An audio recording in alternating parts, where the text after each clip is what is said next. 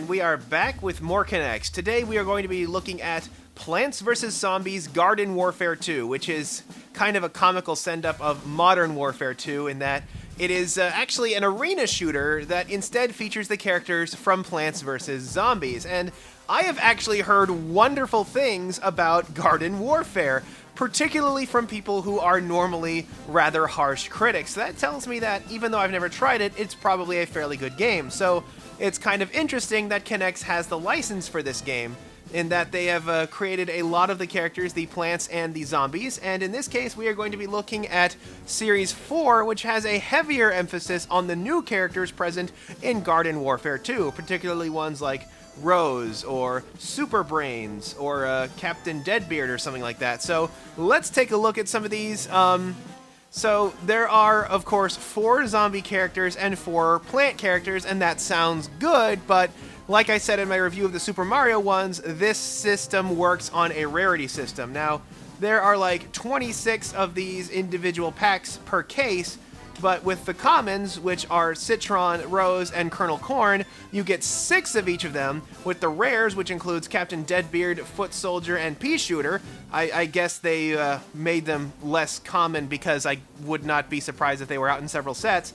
You get 2 of them per set, and in the case of Super Brains and the Imp, you get 1 of each per case. So while this does mean that fan favorite Rose is very, very easy to find as she comes 6 to a box, this unfortunately means fan favorite Super Brains is almost impossible to find because he comes 1 to a box. And like I said before, by doing it this way, you only sell a full set to 1 person, and that is bad for business because the rest will just kind of sit here and rot once people try to build their collection. Although, like I said, it'll work in the case of Rose because she's pretty popular. But now that also means that because these zombies are rare or elite, you only get 6 zombies per box versus 20 plants. So things are a bit poorly slanted distribution-wise. Hopefully that's something that can be fixed. But these figures, honestly, I think are great. I've kind of made a little fight scene here, but let's take a look at them individually. Let's start with our commons, Colonel Corn, Rose, and Citron. Now, as commons, these come 6 to a case, so all 3 of these are very easy to find, which I'm sure will make a lot of Rose fans very happy that they made her the common rather than the rare. I assumed they would have made her one of the really hard ones to get. But anyway, all of these are very different from how a Lego minifigure would normally look, and I really like how they've done up the plants, and particularly Colonel Corn here. He actually shares a base plate with Pea Shooter, which I will get into later, and he is, of course, loaded up with lots and lots of corn, and his extra corn cob magazines back here will also go on the fronts of his hands, so if you want to switch him out and reload, you can do that. Rose is a pretty impressive figure. I mean, her face detail is maybe a little bit on the basic side, but everything else about her is just aces. She has the large cape piece, she has her arms which can swivel around at the shoulder, and she even comes with her magic wand, which comes with a separate jewel. And this jewel is actually made out of the bullets that the Pea Shooter fires, so it's an ingenious use of parts along with everything else. And of course she has the hands that can grip onto the Knex pieces, so if you want her to climb around on some scaffolding, she can do that.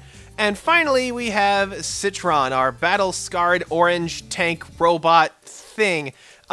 He, of course, sports some very nice molded sunglasses, along with a nice ridge, a nice mohawk of pieces. Now, these pieces are actually attached individually. They come in the box, and you get the joy of assembling this whole thing yourself, but it's kind of like the Joker's hair from the sprue kits. All of them have a unique peg, so it won't be too hard to figure out where each of them goes. He also comes with a blaster here, his attack weapon, so Citron is also a very large and impressive one. He will be very, very easy to figure out. So will Colonel Corn, thanks to all of his corn, and Rose might be a little bit difficult to tell apart from Pea Shooter, but you just have to recognize that her head is smaller and she is a lot more common, so all of these are really, really easy to get. I am pretty impressed with these models. The rarity is a bit less of a problem with these guys, but then again, we'll get into Super Brains. Now, speaking of more zombies, let's move on to the rares. And here are our rare figures. The Pea Shooter, the Foot Soldier, and Captain Deadbeard. A little weird that they have the common foot soldiers acting as the rare figures in the set, although, like I said before, I guess these two being the basic common foot soldiers are easy enough to find. Now, we have our first zombies in the set here. Now, in the case of these zombies, the headgear actually comes off, and in the case of Deadbeard over here, the whole beard assembly comes with it. So, when you take off his hat, you actually get a normal zombie head underneath there. So all of these heads and hats can be interchanged, the one exception being Super Brains, I believe. But let's get down to business here. As rare figures, each of these come two to a case, so you have a slightly easier time finding these, although I think the only one that people will really want is going to be Captain Deadbeard, because I think he is one of the newer characters, while these others are a bit more common. So in the case of the commons and the rares, they have made the right decisions here for the most part by making the characters that are really easy to find, have them be fewer per box. That's some good logistics there. I still don't like how they did the elites, but it's a start. Now, speaking of starting, let us start with the pea shooter over here. Now, the pea shooter over here, he is a pretty basic guy. It's the basic pea shooter, all green, uses the same base as Colonel Corn in order to stay standing up. Speaking of standing up, these zombies just, they don't like to stay standing up. They have this kind of weird swivel foot that makes it a little difficult. But another thing it has is it actually has a gimmick here. Now, the ponytail actually pulls back a trigger that fires a little pellet inside of its mouth. So the pea shooter actually can fire pea-sized things. That's actually kind of funny. Next up, we have our foot soldier. Very, very basic guy. Has the army look. Has one shoe off and one shoe on. Has the sock here. You can see he has a Z on his belt for zombie, I guess, or for Wumbo. No, not for Wumbo. The helmet here, his bucket helmet, does come off to reveal a hat similar to what we get with Captain Deadbeard. Pretty nice basic design. His hands are a bit different from how the Mario hands look, in that they are more blatantly designed to be able to hold these Knex pieces.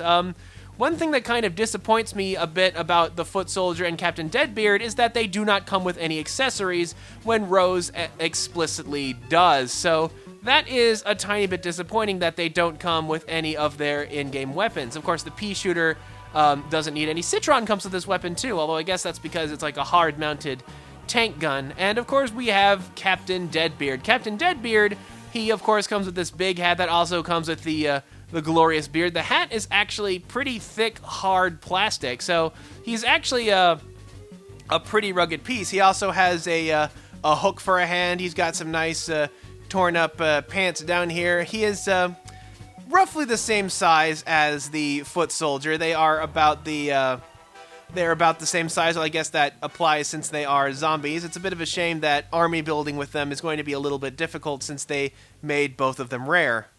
And finally, we have our elites, the Imp and Super Brains. Now, the Imp is, of course, a much smaller character. He has kind of a small toad-like body. He is still the basic Imp with the orange jumpsuit, and he has a helmet on here and a unique facial sculpt that is different from most of the other zombies.